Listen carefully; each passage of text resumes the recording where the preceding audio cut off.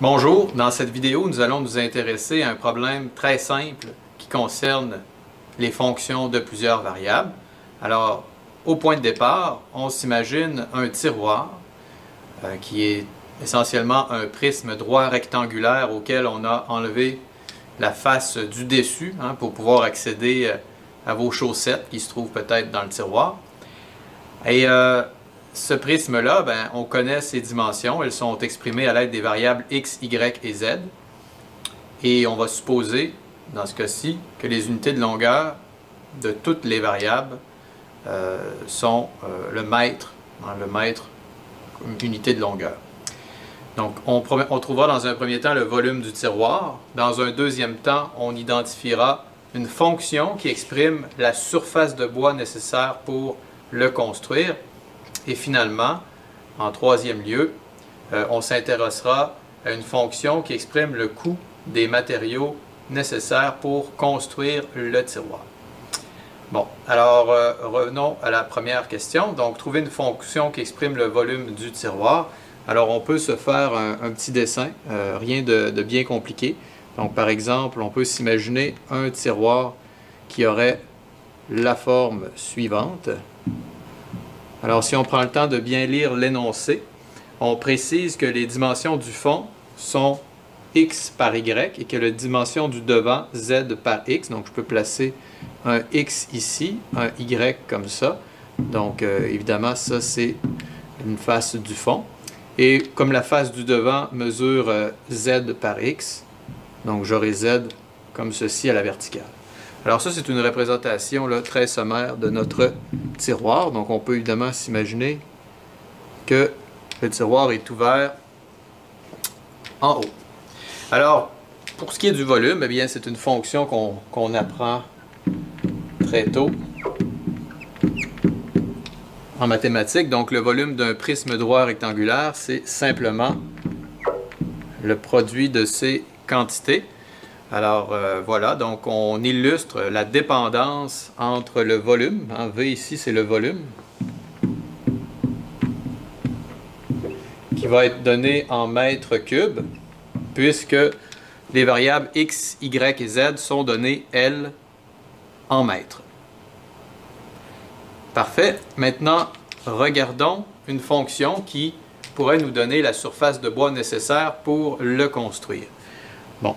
Alors, dans un premier temps, on peut constater que dans un prisme droit rectangulaire comme celui-là, des faces opposées sont identiques. Alors, si on désigne, par exemple, par S de X, Y, Z, la surface de bois nécessaire, une surface qui sera en mètres carrés. Alors, cette surface-là, on peut la calculer de la manière suivante. Donc, on va avoir dans un premier temps à calculer, disons, il n'y a pas d'ordre particulier à considérer ça, mais disons que j'y vais en considérant le fond comme ça ici de mon prisme. Donc, cette surface-là correspond à XY. Maintenant, si je regarde, disons, les faces qui sont ici, donc on a une face ici qui a une surface pour sa part de Y par Z. On en a une qui lui est identique ici. Donc on se retrouve avec deux surfaces d'aire X, plutôt Y,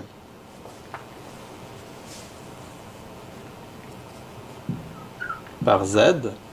Donc ce sont les dimensions des deux faces en rose sur la figure. Et finalement, on a aussi, comme vous pouvez le constater, une face de devant qui est ici, qui mesure X par Z, et on en a une qui lui est identique derrière, ici. Donc, on doit ajouter à notre expression 2 fois XZ. Alors, il s'agit là de la fonction qui exprime en mètres carrés la surface de notre tiroir essentiellement.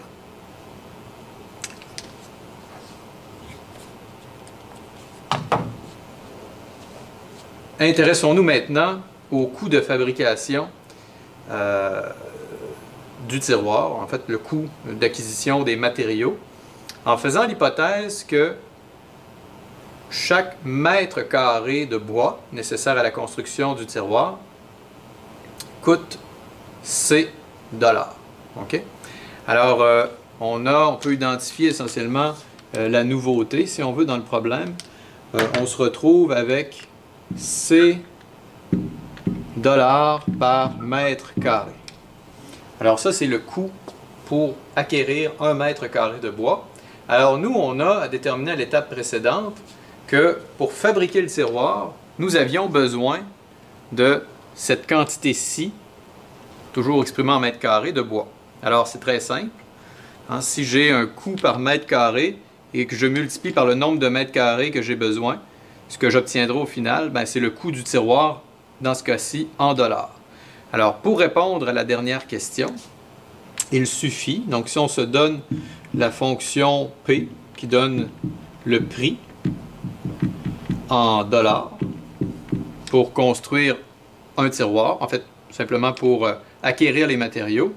Donc, c'est une variable, une fonction de 4 variables. Évidemment, ça dépend des dimensions de notre tiroir et aussi de la variable C qui exprime le coût en mètres carrés. Donc, ce prix-là, c'est simplement notre surface qu'on a obtenue tout à l'heure et qu'on multiplie par C. Alors, si on l'exprime d'un seul trait, on a P de X, Y, Z, C, qui sera égal à la fonction qu'on a ici.